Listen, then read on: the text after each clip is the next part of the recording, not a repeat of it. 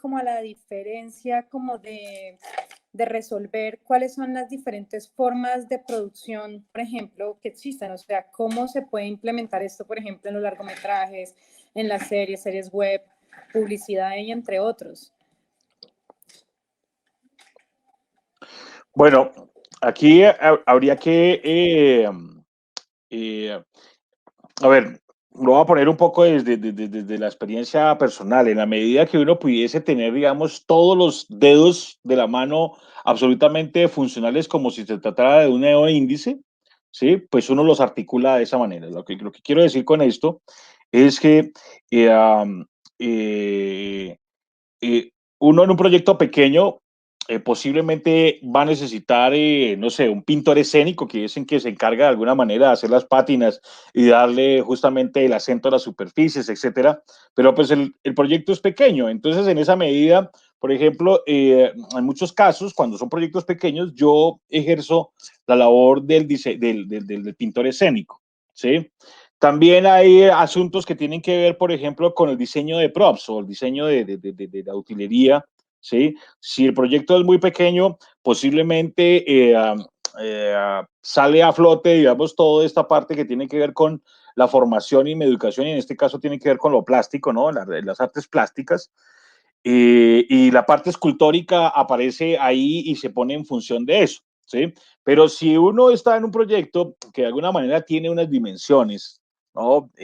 Mucho más grandes y además requiere crear, digamos, como un anexo con todas esas líneas especializadas que existen, ¿no? Desde el ornamentador o la persona que trabaja los metales para cine, hasta el escayolista o la persona que trabaja con yesos, y así, digamos, una serie de habilidades, disciplinas que debieran ser incluidas en el proyecto, pues digamos que la magnitud del proyecto es el que va a de alguna manera a dimensionar esas necesidades. Lo que sí es importante entender es que el director de arte, y en el caso también del diseñador de producción, debe entender la magnitud del proyecto, ¿sí?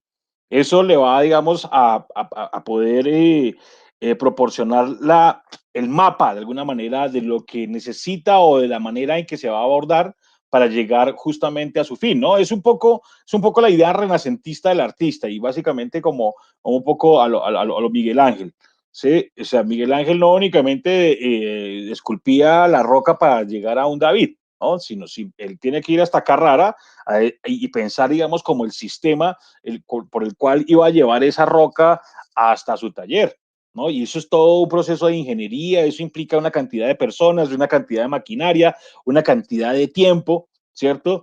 Y de algún tipo, digamos, como de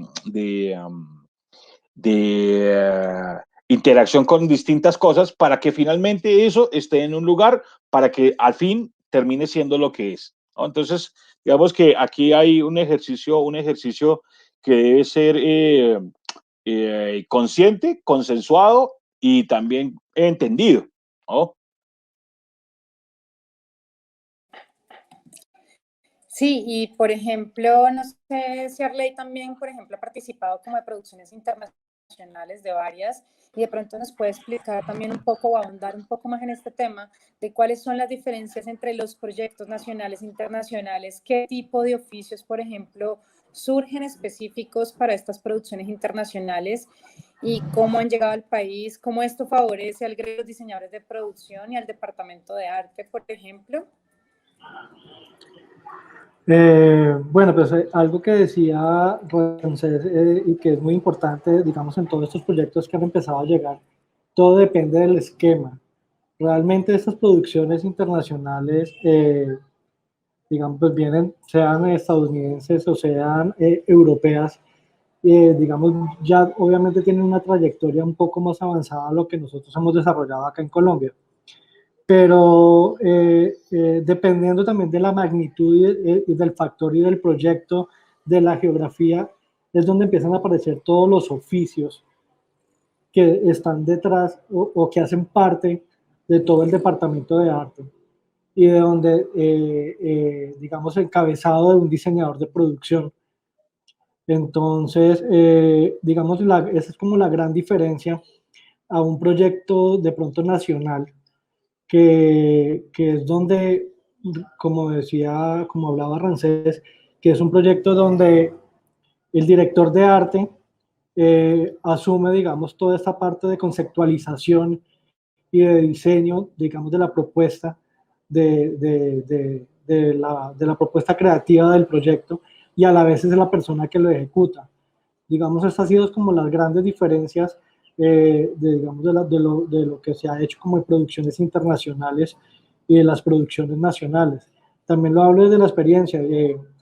Digamos, en los proyectos colombianos que he trabajado como, digamos, como diseñador de producción, siendo director de arte, porque me ha tocado suplir casi todos los cargos también, o sea, ser el electronic painter, ser el mismo prop master, en algunos casos ser el diseñador de vestuario, porque son proyectos que tienden a ser proyectos grandes, largometrajes, pero digamos, el presupuesto, la parte económica también influye mucho en el desarrollo de, digamos, de estos proyectos.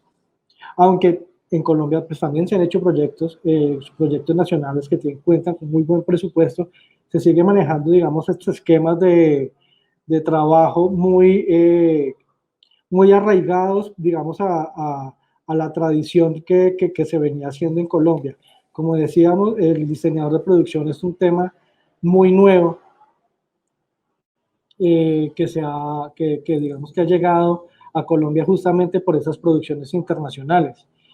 Y, y hay algo también pues, que ha logrado, digamos, como lo ha hecho de pronto Angélica, o también lo ha hecho Rancés, que han logrado que estas producciones internacionales que han llegado en Colombia se hayan encabezado por diseñadores de producción colombianos, que en muchos factores esa es una gran diferencia, porque la gran mayoría de los proyectos internacionales traen su diseñador de producción de afuera y ya buscan el resto de oficios y de ocupaciones del Departamento de Arte acá en Colombia.